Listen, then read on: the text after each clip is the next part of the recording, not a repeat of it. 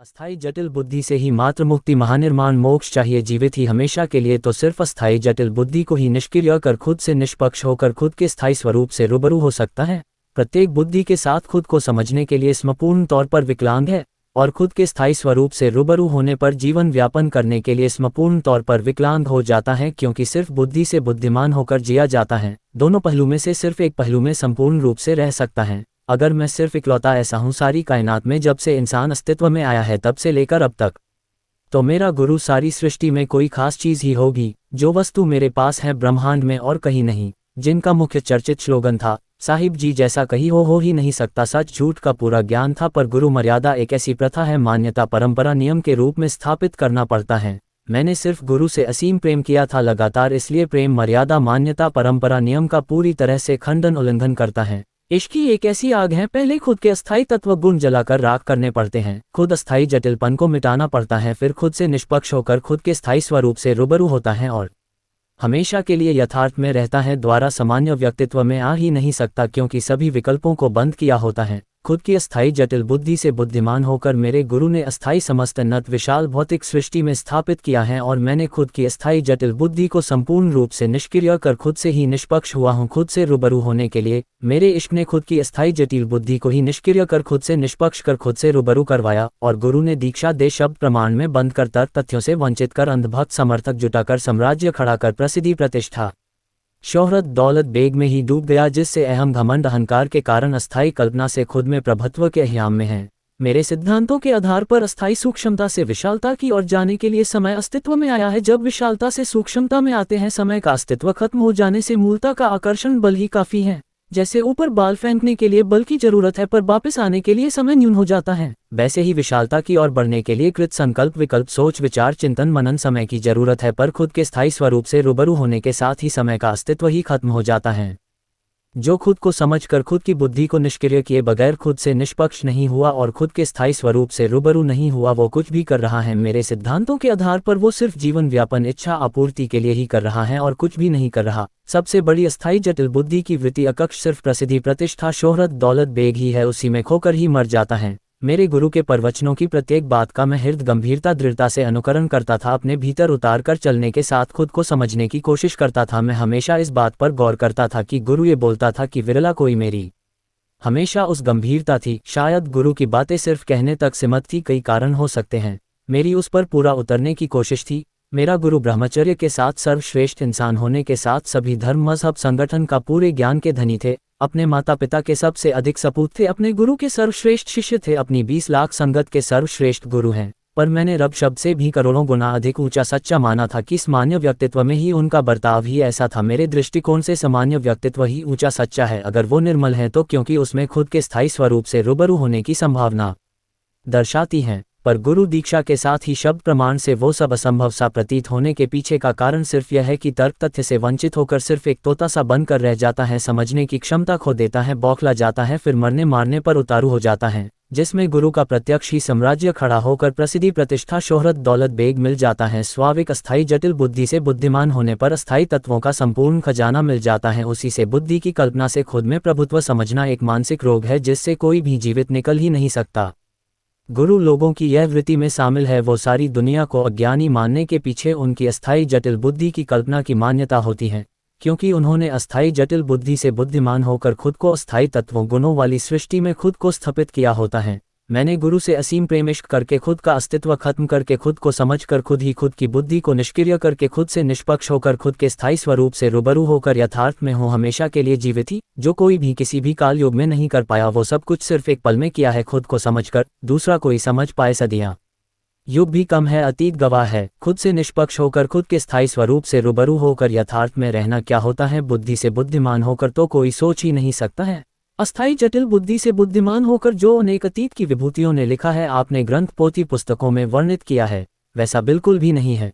उन सब का दृष्टिकोण ही अस्थायी जटिल बुद्धि के ही इर्द गिर्द है। यह अस्थायी जटिल बुद्धि की स्मृति कोश की वृत्ति है। अस्थायी जटिल बुद्धि से बुद्धिमान होकर दृष्टिकोण का अंतिम स्तर अहम ब्रह्मष्मि होता है, जो एक मानसिक रोग है जो अपने क्रम से सारी दुनिया को आकर्षित प्रभावित कर सकते हैं और अपने अनुयायी बना सकते हैं। जब तक खुद से निष्पक्ष नहीं होता और खुद के स्थायी स्वरूप से रूबरू नहीं होता, तब तक उसको सिर्फ सामान्य व्यक्तित्व में ही समझकर सिर्फ एक राय तक सीमित रखो। गुरु मत मानो, क्योंकि दीक्षा के साथ शब्द प्रमाण में बंद कर मंद बुद्धि अंधभक्त समर्थक बनाकर कट्टर भक्त मानव बॉम्ब तैयार करते हैं, जिनका रिमोट सिर्फ उस गुरु के पास सिर्फ एक संदेश होता जिससे वो सब मरने मारने के लिए हमेशा तैयार रहते हैं। मेरा मुख्य लक्ष्य यथार्थ में रहते हुए साथ में प्रत्येक जीव के हृदय में ज़मीर सांस के साथ एहसास के रूप में खुद के स्थायी स्वरूप के प्रतिबिंब हूँ, और हर व्यक्ति प्रकृति के संरक्षण के साथ यहाँ रहते हुए ही काल्पनिक स्वर्ग, अमरलोक और अतीत के सतयुग से भी खरबों गुना अधिक ऊंचा सच्चा माहौल प्रत्यक्ष उत्पन्न कर पाने में सक्षम, निपुण, समर्थ, सर्वश्रेष्ठ हूँ, सरल, सहज, निर्मल होते हुए भी। इसके लिए सिर्फ खुद को समझना या अपने ज़मीर हृदय की उठने वाली आवाज़ को समझना या मेरे को समझना बात एक ही है। अगर मैं प्रकृति के नियम नहीं करता तो पृथ्वी से मानव प्रकृति का अस्तित्व ही समाप्त हो जाएगा, सिर्फ 10-15 दशक के अंदर ही, क्योंकि प्रकृति के सर्वश्रेष्ठ तंत्र को अस्थायी जटिल बुद्धि से बुद्धिमान हुए ज्ञान विज्ञान ने दोनों ने चुनौती ही नहीं दी, काफ़ी आगे निकल चुके हैं। यही अस्थायी जटिल बुद्धि से बुद्धिमान होने वाला इंसान कई बार दूसरे ग्रहों नक्षत्रों पर भी रह चुका है। इसे बहुत खूब से जानता और समझता हूँ। आज उन ग्रहों नक्षत्रों पर सभी तत्वों के गुण ही बिगड़ चुके, अस्त व्यस्त हो चुके हैं, इसलिए आगाह कर रहा हूँ। न मैं ज्ञान विज्ञान में हूँ, मैं सिर्फ गंभीरता दृढ़ता के एहसास में हूँ। प्रत्येक जीव के हृदय के एहसास में होते हुए भी सही गलत का एहसास करवाता हूँ, पर हर व्यक्ति मेरे उस एहसास को नज़रअंदाज कर अस्थायी जटिल बुद्धि से बुद्धिमान होकर विकल्प ढूंढने में लग जाता है। मेरे लिए अच्छे बुरे का तात्पर्य ही नहीं है, ये सिर्फ मानव मस्तक का दृष्टिकोण हो सकता है। प्रकृति का तंत्र निज़ाम सिर्फ दृढ़ता गंभीरता के आधार पर समय को लघु कर संभावना उत्पन्न करता है, जिसे इच्छा शक्ति कहते हैं। यथार्थ सिद्धांत सिर्फ जीवित ही उस एक स्थायी अक्ष स्वरूप में रहते हुए ऐसी अद्भुत आश्चर्यचकित समझ की जिससे सृष्टि के अस्तित्व से लेकर खुद के स्थायी अक्ष की संपूर्ण समझ है। यथार्थ सिर्फ नास्तिक तर्कसंगत निर्मल खुद के अस्थायी व्यक्तित्व में से स्थायी स्वरूप से रूबरू होने की जिज्ञासा रखने वालों के लिए है। अस्थायी जटिल बुद्धि से बुद्धिमान हुए गुरु शिष्य जो एक ही थाली के चटे बटे गुरु दीक्षा लेकर शब्द प्रमाण में बंद कर तर्क तथ्यों से वंचित होकर सिर्फ अंधभक्त समर्थक अंधविश्वासी भीड़ों की भीड़ कट्टर सोच वाले लाखों करोड़ों वाली पंक्ति में खड़े हैं, वो सिर्फ अस्थायी जटिल बुद्धि से मानसिक रोगी हैं, जिस रोग का नाम है नार्सिसिज्म है।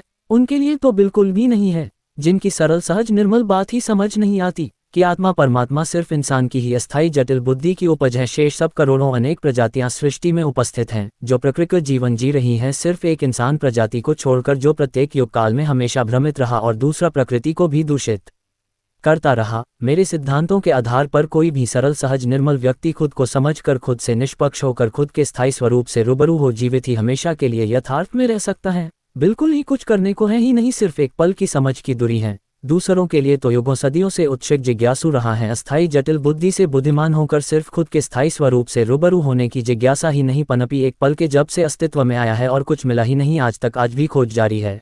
अस्थायी जटिल बुद्धि से बुद्धिमान होकर सिर्फ अस्थायी प्रसिद्धि प्रतिष्ठा शोहरत दौलत बेग के लिए शियातों से चक्रव्यूह रचकर छल कपट ढोंग पखंड कर सरल सहज निर्मल लोगों को अपनी अस्थायी जटिल बुद्धि से लूटने में समर्थ निपुण है। एक जाल यह है कि दीक्षा देकर शब्द प्रमाण में बंद कर तर्क तथ्यों से वंचित कर अंधभक्त बनाकर लूटना, करोड़ों लोगों का धन समय सांस प्रत्यक्ष लेना और मुक्ति सिर्फ मौत के बाद, कितना बड़ा पाखंड है। शब्द प्रमाण में बंधना की कोई प्रश्न ही नहीं पूछ सके। दामंश भी अतीत की विभूतियों द्वारा ही अस्तित्व में आया है, जो आज तक मान्यता परंपरा नियम मर्यादा के रूप में आज तक चलता आ रहा है, जो सिर्फ गुरु शब्द को ही समर्थन देता है। शिष्य हमेशा हर युग काल में सिर्फ रब परमार्थ कर्म प्रलूद के नाम पर लूटते ही रहे। स्वर्ग परम पुरुष अमरलोक की चाचनी में आज भी धंधा जारी है। यथार्थ सिद्धांत सिर्फ जीवित ही मुक्ति का आगाज करता है, क्योंकि मृत्यु में कोई हस्तक्षेप कर पाए किसी की औकात ही नहीं। मुक्ति जीवन में चाहिए स्माश्य प्रेषणी टेंशन संकल्प विकल्प सोच विचार चिंतन मनन से। अस्थायी जटिल बुद्धि से ही मात्र मुक्ति महानिर्माण मोक्ष चाहिए। जीवित ही हमेशा के लिए तो सिर्फ अस्थायी जटिल बुद्धि को ही निष्क्रिय कर खुद से निष्पक्ष होकर खुद के स्थायी स्वरूप से रूबरू हो सकता है। प्रत्येक बुद्धि के साथ खुद को समझने के लिए स्मपूर्ण तौर पर विकलांग है, और खुद के स्थायी स्वरूप से रूबरू होने पर जीवन व्यापन करने के लिए स्मपूर्ण तौर पर विकलांग हो जाता है, क्योंकि सिर्फ बुद्धि से बुद्धिमान होकर जिया जाता है। दोनों पहलू में से सिर्फ एक पहलू में संपूर्ण रूप से रह सकता है। अगर मैं सिर्फ इकलौता ऐसा हूँ सारी कायनात में, जब से इंसान अस्तित्व में आया है तब से लेकर अब तक, तो मेरा गुरु सारी सृष्टि में कोई खास चीज़ ही होगी। जो वस्तु मेरे पास है ब्रह्मांड में और कहीं नहीं, जिनका मुख्य चर्चित स्लोगन था साहिब जी जैसा कहीं हो ही नहीं सकता, सच झूठ का पूरा ज्ञान था। पर गुरु मर्यादा एक ऐसी प्रथा है, मान्यता परंपरा नियम के रूप में स्थापित करना पड़ता है। मैंने सिर्फ गुरु से असीम प्रेम किया था लगातार, इसलिए प्रेम मर्यादा मान्यता परंपरा नियम का पूरी तरह से खंडन उल्लंघन करता है। इश्क की एक ऐसी आग है, पहले खुद के अस्थायी तत्व गुण जलाकर राख करने पड़ते हैं, खुद अस्थायी जटिलपन को मिटाना पड़ता है, फिर खुद से निष्पक्ष होकर खुद के स्थायी स्वरूप से रूबरू होता है और हमेशा के लिए यथार्थ में रहता है। द्वारा सामान्य व्यक्तित्व में आ ही नहीं सकता, क्योंकि सभी विकल्पों को बंद किया होता है। खुद की अस्थायी जटिल बुद्धि से बुद्धिमान होकर मेरे गुरु ने अस्थायी समस्त उन्नत विशाल भौतिक सृष्टि में स्थापित किया है, और मैंने खुद की अस्थायी जटिल बुद्धि को संपूर्ण रूप से निष्क्रिय कर खुद से ही निष्पक्ष हुआ हूँ। खुद से रूबरू होने के लिए मेरे इश्क ने खुद की अस्थायी जटिल बुद्धि को ही निष्क्रिय कर खुद से निष्पक्ष कर खुद से रूबरू करवाया, और गुरु ने दीक्षा दे शब्द प्रमाण में बंद कर तर्क तथ्यों से वंचित कर अंध भक्त समर्थक जुटा कर साम्राज्य खड़ा कर प्रसिद्धि प्रतिष्ठा शोहरत दौलत बेग में ही डूब गया, जिससे अहम घमंड अहंकार के कारण अस्थायी कल्पना से खुद में प्रभुत्व के अहयाम में है। जो खुद को समझकर खुद की बुद्धि को निष्क्रिय किए बगैर खुद से निष्पक्ष नहीं हुआ और खुद के स्थायी स्वरूप से रूबरू नहीं हुआ, वो कुछ भी कर रहा है मेरे सिद्धांतों के आधार पर वो सिर्फ जीवन व्यापन इच्छा आपूर्ति के लिए ही कर रहा है और कुछ भी नहीं कर रहा।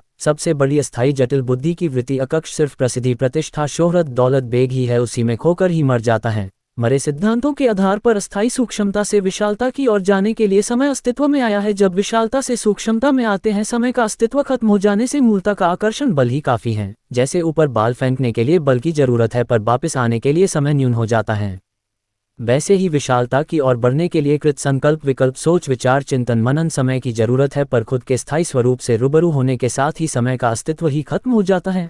मेरे गुरु के प्रवचनों की प्रत्येक बात का मैं हृदय गंभीरता दृढ़ता से अनुकरण करता था, अपने भीतर उतार कर चलने के साथ खुद को समझने की कोशिश करता था। मैं हमेशा इस बात पर गौर करता था कि गुरु ये बोलता था कि विरला कोई मेरी हमेशा उस गंभीरता थी। शायद गुरु की बातें सिर्फ कहने तक सीमित थी, कई कारण हो सकते हैं। मेरी उस पर पूरा उतरने की कोशिश थी। मेरा गुरु ब्रह्मचर्य के साथ सर्वश्रेष्ठ इंसान होने के साथ सभी धर्म मजहब संगठन का पूरे ज्ञान के धनी थे, अपने माता पिता के सबसे अधिक सपूत थे, अपने गुरु के सर्वश्रेष्ठ शिष्य थे, अपनी 20 लाख संगत के सर्वश्रेष्ठ गुरु हैं। पर मैंने रब शब्द से भी करोड़ों गुना अधिक ऊंचा सच्चा माना था कि सामान्य व्यक्तित्व में ही उनका बर्ताव ही ऐसा था। मेरे दृष्टिकोण से सामान्य व्यक्तित्व ही ऊंचा सच्चा है अगर वो निर्मल है तो, क्योंकि उसमें खुद के स्थायी स्वरूप से रूबरू होने की संभावना दर्शाती है। पर गुरु दीक्षा के साथ ही शब्द प्रमाण से वो सब असंभव सा प्रतीत होने के पीछे का कारण सिर्फ यह है कि तर्क तथ्य से वंचित होकर सिर्फ एक तोता सा बनकर रह जाता है, समझने की क्षमता खो देता है, बौखला जाता है, फिर मरने मारने पर उतारू हो जाता है। जिसमें गुरु का प्रत्यक्ष ही साम्राज्य खड़ा होकर प्रसिद्धि प्रतिष्ठा शोहरत दौलत बेग मिल जाता है। स्वाभाविक अस्थायी जटिल बुद्धि से बुद्धिमान होने पर अस्थायी तत्वों का संपूर्ण खजाना मिल जाता है। उसी से बुद्धि की कल्पना से खुद में प्रभुत्व समझना एक मानसिक रोग है जिससे कोई भी जीवित निकल ही नहीं सकता।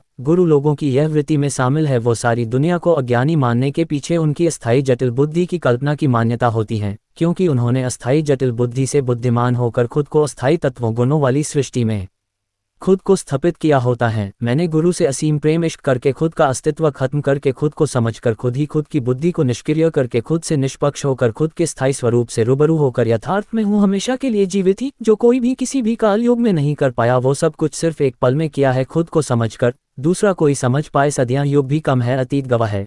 खुद से निष्पक्ष होकर खुद के स्थायी स्वरूप से रूबरू होकर यथार्थ में रहना क्या होता है। बुद्धि से बुद्धिमान होकर तो कोई सोच ही नहीं सकता है। अस्थायी जटिल बुद्धि से बुद्धिमान होकर जो अनेक अतीत की विभूतियों ने लिखा है, आपने ग्रंथ पोथी पुस्तकों में वर्णित किया है, वैसा बिल्कुल भी नहीं है। उन सब का दृष्टिकोण ही अस्थायी जटिल बुद्धि के ही इर्द गिर्द है। यह अस्थायी जटिल बुद्धि की स्मृति कोश की वृत्ति है। अस्थायी जटिल बुद्धि से बुद्धिमान होकर दृष्टिकोण का अंतिम स्तर अहम ब्रह्मष्मी होता है, जो एक मानसिक रोग है जो अपने क्रम से सारी दुनिया को आकर्षित प्रभावित कर सकते हैं और अपने अनुयायी बना सकते हैं। जब तक खुद से निष्पक्ष नहीं होता और खुद के स्थायी स्वरूप से रूबरू नहीं होता तब तक उसको सिर्फ सामान्य व्यक्तित्व में ही समझकर सिर्फ एक राय तक सीमित रखो। गुरु मत मानो, क्योंकि दीक्षा के साथ शब्द प्रमाण में बंद कर मंद बुद्धि अंध भक्त समर्थक बनाकर कट्टर भक्त मानव बॉम्ब तैयार करते हैं, जिनका रिमोट सिर्फ उस गुरु के पास सिर्फ एक संदेश होता जिससे वो सब मरने मारने के लिए हमेशा तैयार रहते हैं। मेरा मुख्य लक्ष्य यथार्थ में रहते हुए साथ में प्रत्येक जीव के हृदय में ज़मीर सांस के साथ एहसास के रूप में खुद के स्थायी स्वरूप के प्रतिबिंब हूँ, और हर व्यक्ति प्रकृति के संरक्षण के साथ यहाँ रहते हुए ही काल्पनिक स्वर्ग अमर लोक और अतीत के सतयुग से भी खरबों गुना अधिक ऊंचा सच्चा माहौल प्रत्यक्ष उत्पन्न कर पाने में सक्षम निपुण समर्थ सर्वश्रेष्ठ हूँ, सरल सहज निर्मल होते हुए भी। इसके लिए सिर्फ खुद को समझना या अपने ज़मीर हृदय की उठने वाली आवाज़ को समझना या मेरे को समझना बात एक ही है। अगर मैं प्रकृति के नियम नहीं करता तो पृथ्वी से मानव प्रकृति का अस्तित्व ही समाप्त हो जाएगा, सिर्फ 10-15 दशक के अंदर ही। क्योंकि प्रकृति के सर्वश्रेष्ठ तंत्र को अस्थायी जटिल बुद्धि से बुद्धिमान हुए ज्ञान विज्ञान ने दोनों ने चुनौती ही नहीं दी, काफ़ी आगे निकल चुके हैं। यही अस्थायी जटिल बुद्धि से बुद्धिमान होने वाला इंसान कई बार दूसरे ग्रहों नक्षत्रों पर भी रह चुका है। इसे बहुत खूब इसे जनता और समझता हूँ। आज उन ग्रहों नक्षत्रों पर सभी तत्वों के गुण ही बिगड़ चुके, अस्त व्यस्त हो चुके हैं। इसलिए आगाह कर रहा हूँ, न मैं ज्ञान विज्ञान में हूँ, मैं सिर्फ गंभीरता दृढ़ता के एहसास में हूँ।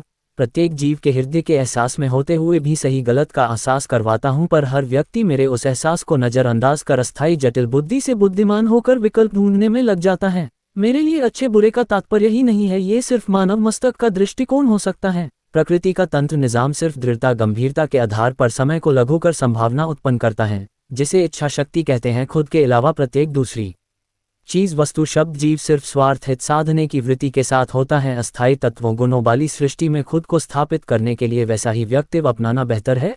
अगर खुद को समझकर खुद के स्थायी स्वरूप से रूबरू होना चाहते हो तो निर्मल खुद से निष्पक्ष होकर खुद के स्थायी स्वरूप से रूबरू होने का शौक रखते हो तो फिर खुद की अस्थायी जटिल बुद्धि को संपूर्ण रूप से निष्क्रिय करना पड़ेगा। कोई भी कर सकता है, अत्यंत सरल और जरूरी है, क्योंकि बुद्धि भी शरीर के दूसरे अनेक अंगों की भांति ही एक मुख्य अंग है। शरीर का इस्तेमाल ही मत करो, हृदय से निर्मल रहकर जियो। बुद्धि से बुद्धिमान होने पर अधिक जटिलता बढ़ती है। निर्मल रहो, सहज रहो। अस्थायी जटिल बुद्धि और हृदय की भी पहचान नहीं तो दूसरी अनेक प्रजातियों से भिन्न किस सिद्धांत के आधार पर मान रहे हो? फिर वो सब तो दूसरी अनेक प्रजातियों वाली ही प्रक्रिया कर रहे हो, दिन रात पूरा जीवन भर सिर्फ आहार मैथुन क्रिया नींद भय में हर पल हो। जो गुरु खुद की अस्थायी जटिल बुद्धि को संपूर्ण रूप से निष्क्रिय कर खुद से निष्पक्ष होकर खुद के स्थायी स्वरूप से रूबरू नहीं हुआ, वो गुरु हो ही नहीं सकता। वो सिर्फ ढोंगी पखंडी धंधे वाली तवाइफ हैं जो पैसे प्रसिद्धि प्रतिष्ठा शोहरत दौलत बेग के लिए ही सिर्फ मुजरा करती हैं। सारी कायनात में अतीत से लेकर अब तक कोई सिर्फ एक गुरु है जिसने खुद के ही स्थायी स्वरूप से रूबरू हुआ हो, या फिर किसी एक शिष्य पर विश्वास हो। अगर कोई किसी भी काल युग में हुआ है तो बताओ।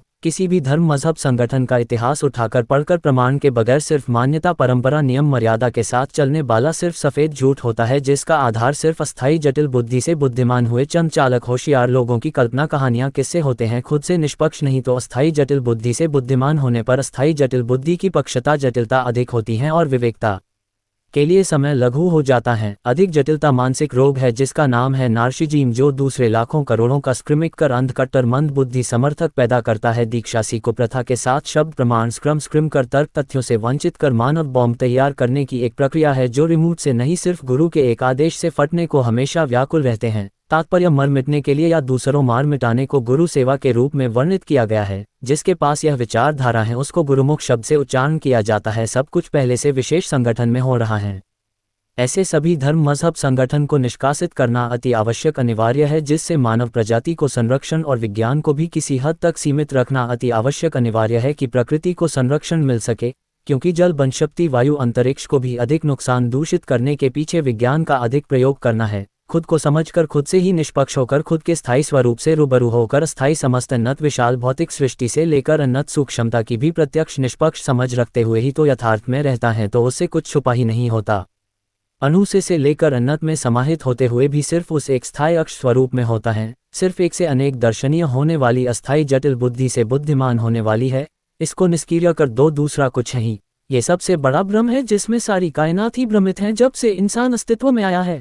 कोई भी व्यक्ति खुद ही खुद को समझकर खुद से निष्पक्ष होकर खुद के स्थायी स्वरूप से रूबरू होकर उसी एक में जीवित ही हमेशा के लिए समाहित होने के लिए ही सक्षम निपुण समर्थ सर्वश्रेष्ठ समृद्ध है। किसी भी दूसरे के हस्तक्षेप संकेत मदद आदेश की जरूरत ही नहीं है, क्योंकि जब खुद से ही निष्पक्ष होना है तो दूसरे की जरूरत क्यों? खुद के स्थायी स्वरूप से रूबरू हुए बिना प्रत्येक जीव एक समान ही है, क्योंकि एक समान तत्व गुण से निर्मित है। तो दूसरों से खुद को बड़ा मनाना सिर्फ एक अस्थायी जटिल बुद्धि से बुद्धिमान होने पर एक मानसिक रोगी है जिसका नाम है नार्सिसिज्म और कुछ भी नहीं। यह ऐसा रोगी होता है जिसके स्क्रम इतने स्क्रमित सक्रिय होते हैं कि एक साथ हजारों लाखों करोड़ों को स्क्रमित कर सकते हैं। दीक्षा शब्द प्रमाण में बंद कर तर्क तथ्यों सिद्धांतों से वंचित कर अंधभक्त समर्थक अंधविश्वासी कट्टर भीड़ों की भीड़ की भांति सिर्फ एक आदेश संदेश से मर मिटने को हमेशा तैयार रहते हैं। जो अधिक व्याकुल हो इस कृत को उसे गुरुमुख शब्द स्मृत संबोधित किया जाता है। यह एक मानव बॉम्ब तैयार करने की प्रक्रिया है जो समाज देश अंतर्राष्ट्रीय स्तर पर भयानक सिद्ध हो रही है। अदृश्य चमत्कार दिव्य दुनिया को अलग तरह से प्रस्तुत कर लोगों के दिमाग में लालच भरकर अपनी और आकर्षित प्रभावित कर खुद को खुद से बेहतर जान समझ सके कोई पैदा ही नहीं हुआ।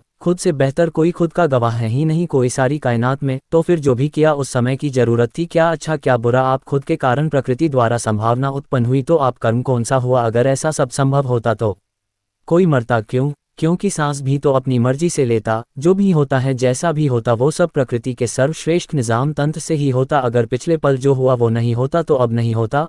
पिछले मात्र एक पल के अब उससे खरबों गुना ऊंचा बेहतर होता है। ये डर खौफ भय निकाल दो कि कोई आपके भविष्य अतीत या वर्तमान को जानता है, कोई पूर्व जन्म था या फिर आगे जन्म होगा। आपकी तरह ही सभी अपनी अपनी मानसिकता की काल्पनिक दुनिया में व्यस्त और गंभीर दृढ़ हैं कि एक पल के लिए दूसरे को ध्यान से सुनने के लिए तैयार हो। एक समान अस्थायी तत्व गुण से निर्मित फिर अस्थायी जटिल बुद्धि से बुद्धिमान होने पर दृष्टिकोण अलग होने के पीछे का कारण ये है, अलग अलग मानसिकता है जो कई कारणों से उत्पन्न होती है। अगर अभी निर्मल हो खुद के स्थायी स्वरूप से रूबरू होकर तो खुद के स्थायी अक्ष की भांति ही माहौल तैयार होने की संभावना उत्पन्न होती है। जैसे खुद के स्थायी अक्ष में रहना वैसा ही जीवित रहना होता रह सकता है। कोई भी निर्मल होकर मेरा प्रयास ही नहीं प्रत्यक्ष कोशिश है ये सब करने की सभी एक समान है तो संभावना भी एक समान उत्पन्न हो सकती है। कोई भी बिल्कुल छोटा बड़ा किसी भी कारण से है ही नहीं, अधिकतर सभी पैदा होते ही जानने समझने के निर्मल ही होते हैं।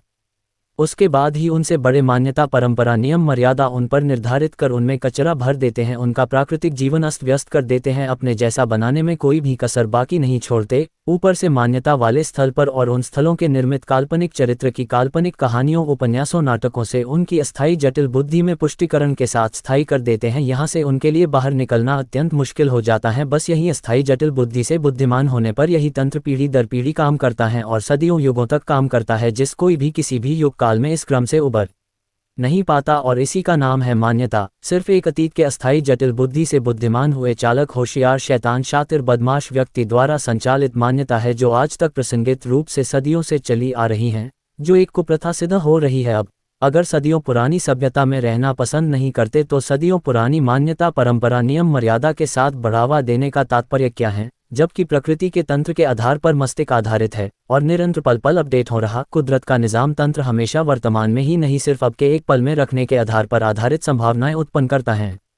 मैं पृथ्वी पर ही एक ऐसे प्रत्यक्ष जीवन लाने में सक्षम हूं जो अतीत के सतयुग त्रेता द्वापर युग से भी काल्पनिक स्वर्गम लोक और प्रत्येक व्यक्ति को काल्पनिक रब शब्द से भी करोड़ों गुना अधिक ऊंचा सच्चा हो बनाने के पीछे मेरे स्थायी अक्ष स्वरूप का प्रतिबिंब है, जो प्रत्येक व्यक्ति के हृदय में ज़मीर सांस के साथ एहसास है। सिर्फ एक पल के लिए समझने मात्र से शुरू हो जाता है क्योंकि संभावना उत्पन्न हो जाती है। कोई भी व्यक्ति निर्मल रहते हुए अब के एक पल का लुत्फ उठा सकता है। सक्षम निपुण समर्थ सर्वश्रेष्ठ समृद्ध हैं।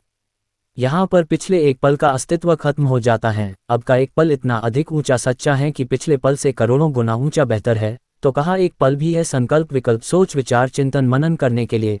हम जीवित ही उस एक अब के पल से भी निष्पक्ष हैं। ये सब तो अस्थायी